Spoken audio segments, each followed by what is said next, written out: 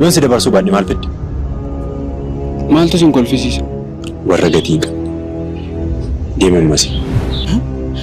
Akkas taatee osoo si argu akkamitti nan galchu? Atiin waan taatiif wayiitu si galcha.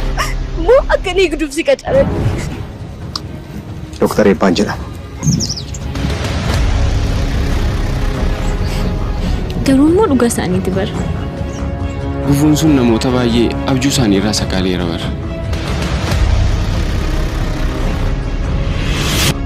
Utuu anaan akkas jettillee ladda kee dheedhan quufa kee kana biyyee nyaachisa. Edaa dhiironnis waan haasa'an qabu jechuudha.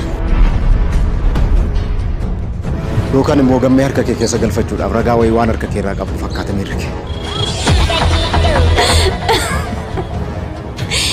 Eessa abbaa keessanitti na jalaa baatu? Hiriira koo qabdi bara.